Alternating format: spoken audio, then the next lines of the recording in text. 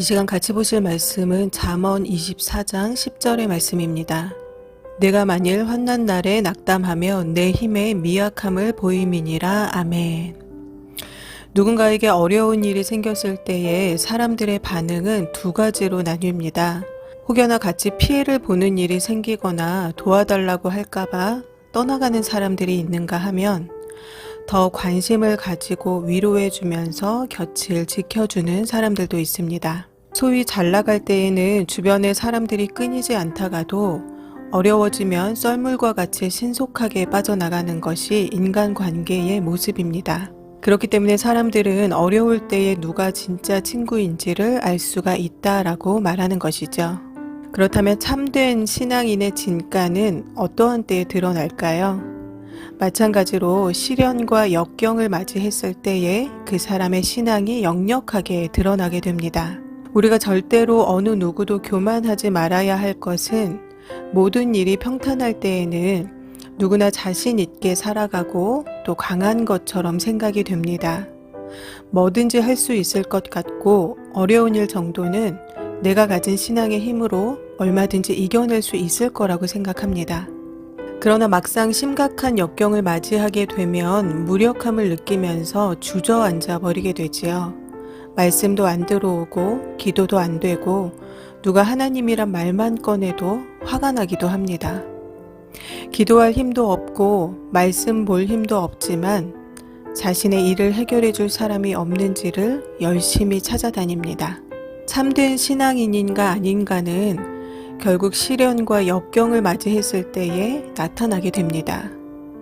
시련과 역경이 찾아오면 누구나 두려움과 절망에 사로잡힙니다. 그러나 이 시련과 역경을 또 두려움과 절망을 무엇으로 극복하느냐에 따라 참된 믿음의 사람인지 아닌지가 나뉘어지는 것입니다. 참된 믿음의 사람은 고통스럽고 힘들지만 믿음을 가지고 참고 견디어서 극복합니다. 그러나 믿음을 유지하고 성장하는 데 게을리했던 사람들은 그 뿌리가 견고하지 못하기 때문에 조금만 힘들어도 세상을 바라보고 사람을 바라보고 하나님을 등지게 됩니다. 제가 한 3주 전에 신대원 마지막 시험을 치렀는데요. 온라인으로 시험을 보는 과목들은 시험 시간 정각에 문제가 올라오게 됩니다. 그런데 첫날 한 과목의 시험 예제가 시험 보기 몇 시간 전에 미리 올라왔습니다. 그래서 그것을 같이 공부하는 원우들과 같이 공유해서 이제 준비를 해서 시험을 치르게 되었습니다. 그런데 시험이 끝나고 난 이후에 한 분이 아마 그 예제를 미리 보지 못하고 시험을 치렀는데 본인의 마음대로 그렇게 아마 시험이 잘 치러지지가 않았던 것 같습니다. 그래서 시험을 본 그날 저녁부터 또 밤 12시가 넘어서까지 같이 공부하고 계시는 분들이 있는 이제 그 단체 대화방에 조금 원망 섞인 이제 글을 올리셨고, 그래서 대표하시는 한 분이 다음날 교수님께 그 상황을 아마 말씀드리게 되었던 것 같습니다. 다음날 아침에 저는 이제 교회에서 일을 하고 있었는데요. 전날 그 시험을 치렀던 그 과목 교수님께서 형평성에는 문제가 없었다라는 장문의 글을 올리셨고, 그렇지만 그래도 문제 제기를 하는 원우들이 있으니 결론은 제 시험을 보시겠다라는 것이었습니다. 그 글이 올라오자마자 여러분들이 제 시험은 못 본다라고 그렇게 글들이 막 이제 올라오게 되었습니다. 그 와중에 누군가는 다른 사람을 탓하기도 했고 또 그 일로 인해서 서로 간의 말싸움이 그 대화방에서 오가게 되었습니다. 결국 그 아침에 강의를 담당하시는 교수님께서 그 강의를 듣는 한 30명이 넘는 원우들 모두에게 개인 전화를 하시게 되었습니다. 전날 저녁에 이제 시험을 보고 다음날 아침에 출근해서 저는 그날 이제 수요 예배 말씀을 준비를 하고 있었는데요. 아침부터 일어나고 있는 이 일이 굉장히 많이 당황스러웠습니다. 그래서 말씀 준비를 하다 말고 이 일이 어떻게 되어가고 있는가를 보고 있었는데요. 약 3시간 정도가 지난 후에 결론이 났습니다. 교수님께서 한 분 한 분 전화를 다 드렸는데 이제 대부분 재시험을 원하지 않는다라고 이야기를 했던 것 같습니다. 그래서 재시험은 안 보는 걸로 대신에 교수님께서 그 상황을 보시고 유연하게 성적을 주시는 걸로 얘기가 마무리가 되었습니다. 다툼을 하셨던 분들도 흥분해서 죄송하다, 이러이러해서 나도 흥분하게 되었는데 미안하다라고 하면서 이제 서로 사과하고 또 교수님께도 번거롭게 해드려서 죄송하다라고 다들 연신 사과의 글을 올렸습니다. 한 차례 큰 폭풍이 지나가는 것 같은 그런 아침이었습니다. 이 이야기를 들으시면서 혹시 신학을 공부하는 사람들도 저러나 하는 생각이 아마 들기도 하실 것 같습니다. 그러나 아무리 예수님을 믿고 거듭난 사람이라고 할지라도 우리가 육신을 쫓아 살았던 그 습성이 있기 때문에 조금 덜하거나 많음의 차이가 있을 뿐 죄에서 완전하게 자유할 수 있는 사람은 없습니다. 그렇기 때문에 우리에게 성령의 법을 따라 또 성령의 인도에 따라 살아가는 것이 그래서 중요한 것입니다. 제가 이 이야기를 왜 해드리는가 하면요. 사람들이 모인 곳은 세상이나 교회나 또 어린 아이들이나 어른이나 누구나 할 것 없이 사람들 간의 반목과 불신이 생기는 일들이 있습니다. 그런데 이것을 해결하는 방법에 차이가 있습니다. 폭풍 같은 아침이 지나가고 나머지 다른 과목들의 시험들이 진행이 되었습니다. 그리고 마지막 시험을 앞두고 첫날 그 시험 예제를 미리 보지 못해서 글을 올리셨던 분이 다시 글을 하나 올리셨습니다. 그 글의 내용은 자신으로 인해 일이 이렇게까지 커질지 몰랐다. 자신이 처음에 공부를 시작했을 때에는 하나님께 기도하고 시작을 했는데 공부를 하다 보니 기도보다는 성적만을 너무 생각했던 것 같다. 너무 죄송하고 부끄럽다라는 그런 내용이었습니다. 그날의 일에 대해서 어느 누구도 이분을 탓하지 않았음에도 자신의 속마음을 솔직하게 드러내놓고 사과의 글을 올리셨습니다. 그리고 다른 분들은 모두 나라도 그런 생각이 들었을 것 같다, 괜찮다 라고 위로의 글을 또한 올려주었습니다. 그리고 그 글에 이분은 거듭 죄송하다라고 하셨고 또 자신의 사과에 대해서 어떤 다른 이유도 달지 않았습니다. 저는 이분이 참 성숙한 분이구나 라는 생각을 했습니다. 목회자가 되기 위해 또는 평신도로서 말씀의 갈급함으로 공부하는 분들이 모인 곳이지만 때로는 부끄러운 모습들이 드러날 때도 있습니다.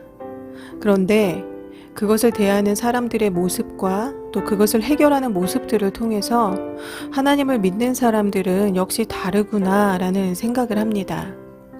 사람이 보기에는 때로 누군가가 부족한 듯 보이기도 하겠지만 하나님께서 선택하신 자들은 그 이유가 있구나라는 생각을 하게 되었습니다. 하나님은 강한 사람을 쓰지 않으십니다. 하나님 없이도 스스로 잘났다고 생각하는 사람을 쓰지 않으십니다. 하나님 없으면 아무것도 할 수 없다라고 하나님 앞에 겸손하게 엎드리는 사람을 쓰십니다. 신앙의 성숙함은 스스로의 잘남에 있지 않고 하나님이 없이는 아무것도 아니다라는 자기 부인에 있습니다. 자신의 힘을 믿고 사는 사람은 고난이 닥치면 그 힘이 꺾이게 됩니다.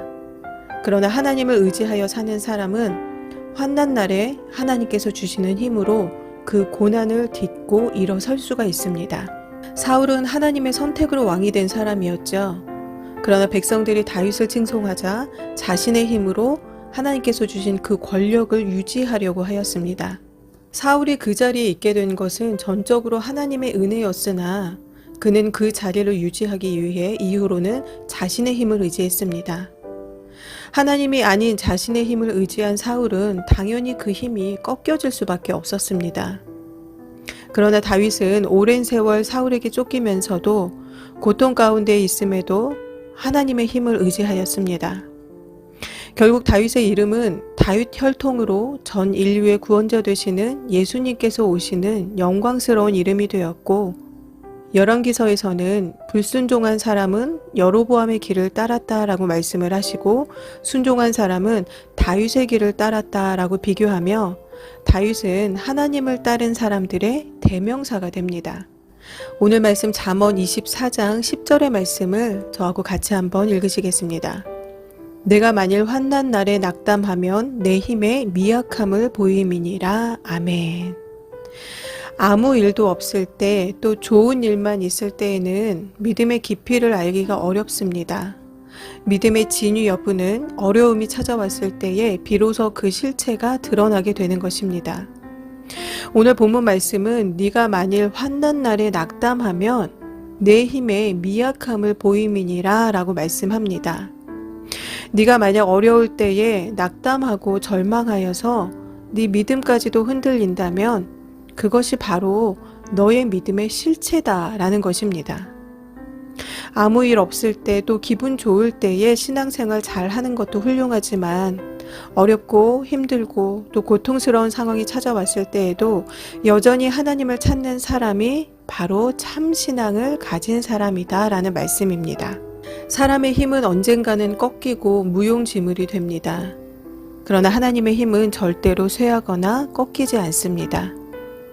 자신의 힘을 믿고 사는 사람들, 그래서 믿음의 뿌리가 견고하지 않은 사람들은 늘 사람을 바라보고 또한 자신을 바라보며 삽니다. 그러나 하나님의 힘을 믿고 사는 사람들, 믿음의 뿌리가 든든한 사람들은 어떠한 순간에도 하나님을 바라보며 삽니다. 그렇기 때문에 고통과 어려움의 순간에도 하나님을 바라보며 그것을 이기고 견디어 나갈 수가 있는 것입니다. 어려움과 고난은 누구에게나 찾아옵니다. 이 어려움과 고난을 어떻게 해결하느냐에 따라 우리의 삶의 방향은 분명히 달라집니다. 사랑하는 성도 여러분, 신앙은 또한 믿음은 자기 부인이 우선되어야 합니다. 내가 결정하고 내가 선택하고 내 힘으로 사는 사람의 삶은 하나님께서 책임져 주지 않으십니다. 자기를 부인하는 자의 삶, 하나님을 의지하는 자의 삶을 하나님께서 책임져 주시는 것입니다. 7월이 시작되었습니다.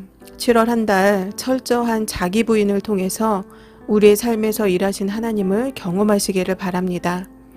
그래서 우리의 입술에서 내가 아닌 하나님의 일하심을 자랑하는 저와 여러분 모두가 되시기를 바랍니다. 다 함께 기도하시겠습니다. 기도를 멈추지 마라. 눈앞의 상황이 마음을 눌러도 원망치 마라.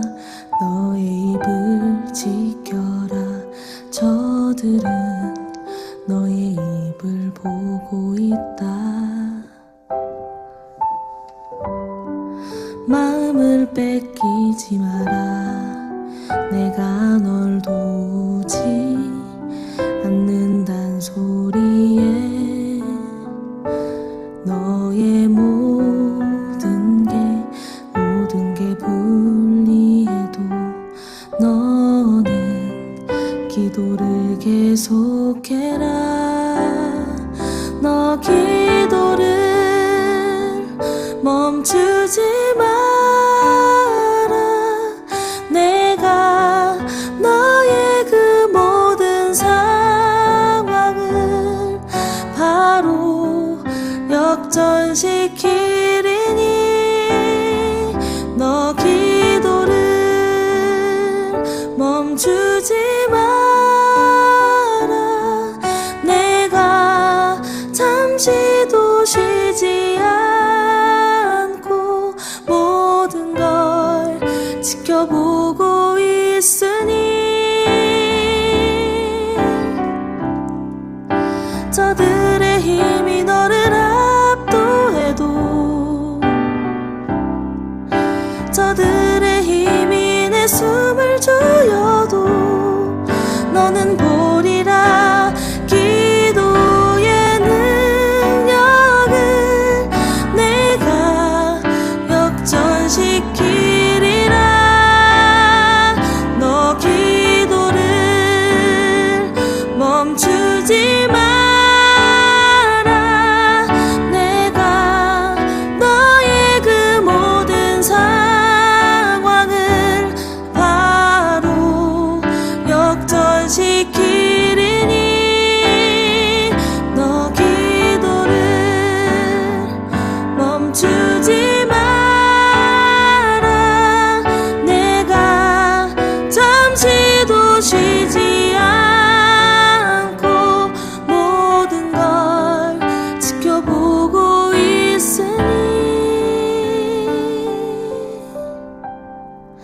바로 역전돼